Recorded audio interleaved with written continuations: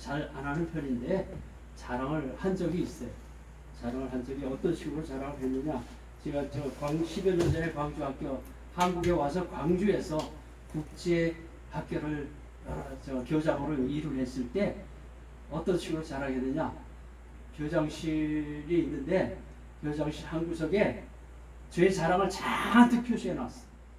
왜냐하면 미국에서 박사학위 받은 거, 석사학위 받은 거 3개, 박사학위 받은 거 그것만 해도 4개잖아요. 그 졸업장 하겠죠. 그리고 한국에서 졸업한 거, 뭐 경제학 학사 받은 거, 무슨 육사 졸업장 뭐 하면서 쫙 해놓으니까 그것만 해도 10개가 넘어.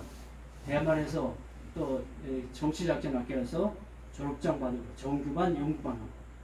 그거 졸업장 한 것만 해도 엄청나게 그 벽을 채우더라고요. 거기다가 이제 군대 생활하면서 현장 받은 거, 상장 받은 거를 쫙 나열하니까 벽이 꽉 찼어. 그럼 사람들이 들어오면서 상담하러 들어오거나 만나러 들어왔을 때 그 벽을 보고 깜짝 놀라는 거예요. 와, 저게 뭐냐 이거지. 엄청나게 공부 많이 하셨네요. 공부를 잘했나 봐요.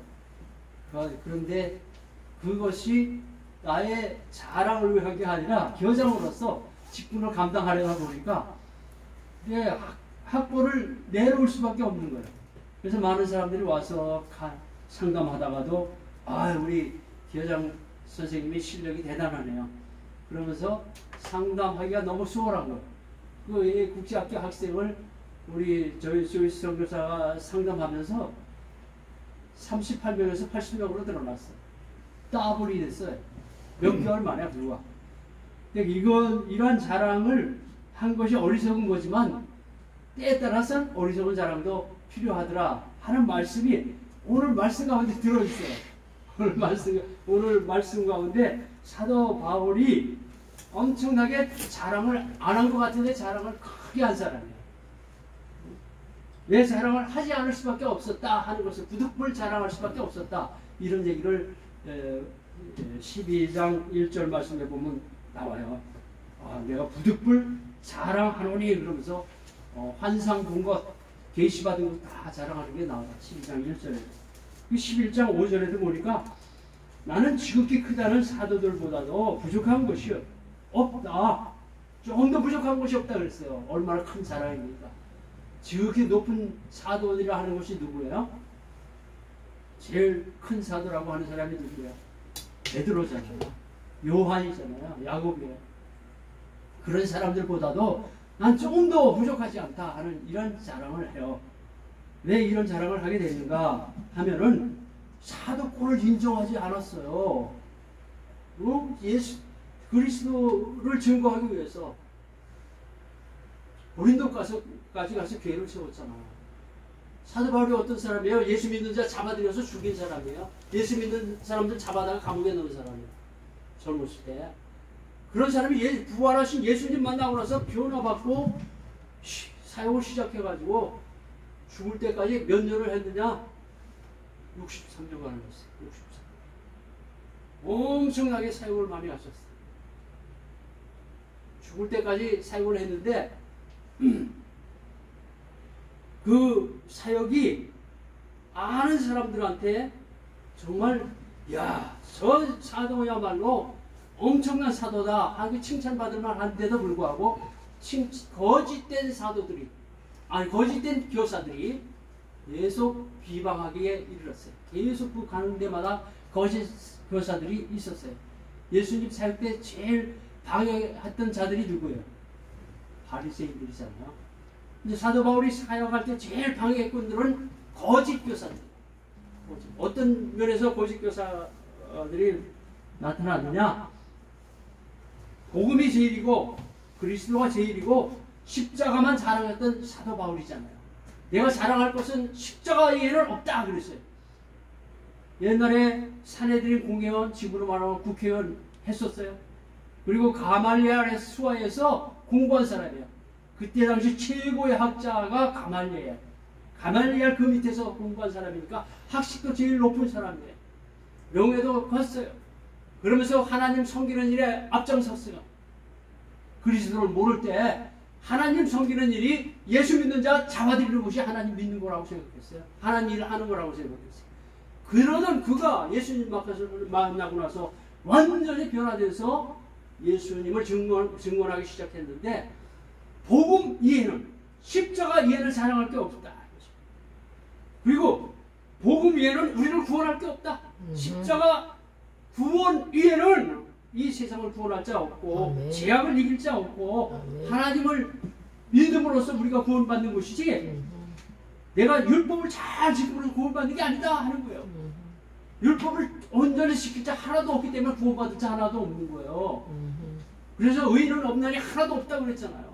하나도 없는데 어떻게 구원받아요? 의인만 구원받는데. 근데 우리가 구원받으려면 그럼 어떻게 해야 되겠어요? 예수 그리스도를 구주로 용접하고 십자가의 보혈로 말미암아 나 죄를 다 용서받고, 내가 회개함으로 용서받는 거예요. 내가 회개함으로 말미암아 죄를 다 씻어주시는 거예요. 그러므로 말미암아 죄가 없기 때문에 의인이라 칭함받는 자가 되기 때문에 구원받는다는 거거든요. 이런 복음을 선포하고 증거하고 다녔는데, 거짓 그 하고 나서 1년 반 동안 고린도에서 교회를 세워가지고 다른 데로 사역을 해서 떠났는데, 들려오는 소문에 의해서는 그들이 다 율법주의자들, 거짓 교사들한테 늘어나는 거예요. 율법을 지켜야 구원받지, 무슨 복음을 믿어야, 예수님을 믿어야 구원받느냐, 막 이렇게 반발하는 세력이 많이 등장해가지고 그들을 선동하기 때문에 어떻게 비방하느냐? 사도도 아니다 이거예요. 예수님 공생의 기간에 따라다닌 12 제자가 진짜 사도지, 어떻게 바울이 사도냐 이거예요. 그래서 사도 바울을 막 비판하는데, 자기를 자랑하면서 비판해요. 나는 진짜 율법도 잘 지키고 모세 율법을 다 알기 때문에 잘 지키는 자로서 할례를 받아야 내가 구원받는다. 너희들이 구원받는다. 나는 유대인 중에 유대인이다. 나는 히브리인이고 이스라엘인 사람이다. 하나님 택한 백성이다. 그래서 구원받는 자격이 있다. 할례까지 다 받았다. 이러면서 자기들을 주장하고 강조하고 자랑하면서 사도 바울을 완전히 멸시하는 거예요. 그래서 사도 바울이 그러니까 강조하면서 그런 것을 떠나서 자기를 변호하기 시작합니다. 10장부터 12장까지 변호하는 내용이에요. 고린도후서 10장부터 12장까지 자기를 변호하고 자랑하는 것이 엄청 많이 나와요. 내가 어떻게 고린도까지 왔느냐? 나는 고린도 안 오려고 그랬어. 사도 바울이 나는 아시아에서 갈라디아서 지방, 북아시아 지방 여기 전도하면서 가려고 그랬는데 하룻밤 자는데 환상이 나타났어요. 마게도니아에서. 마게도니아는 어디냐면 오늘날 그리스 땅이에요. 그리스 땅에 있는 사람이 손을 흔들면서 이리 와서 우리를 도와주세요 하는 소리가 막 애처롭게 하는 소리가 들린 거예요. 그래서 그 이튿날 일어나서 계획을 바꾼 거예요. 어떤 계획이냐? 자기 계획은 아시아에서 전도하기로 했는데 마게도니아로 하나님께서 계시로 불러주시니까 그리 간다 하고 그리 간 거예요. 마게도니아 히랍 지방에 가서 빌립보 교회를 세웁니다. 또 베레아 교회를 세웁니다. 그래서 아테네까지 가요. 아테네 그때 문화가 발달하고 철학이 발달하고 모든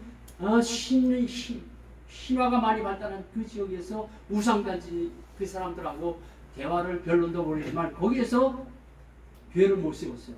근데 거기서 조금 더 서쪽으로 가면 고린도라는 교회가 있어요. 고린도라는 도시가 있어요. 고린도는 상업도시예요. 물질적으로 풍요한 도시예요.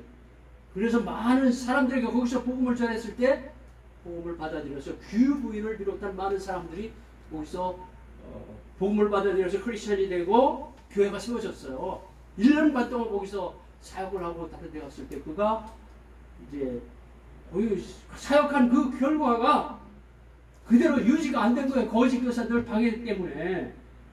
그래서 내가 어떻게 해서 여기까지 왔느냐 하는 것을 고백하는 거예요.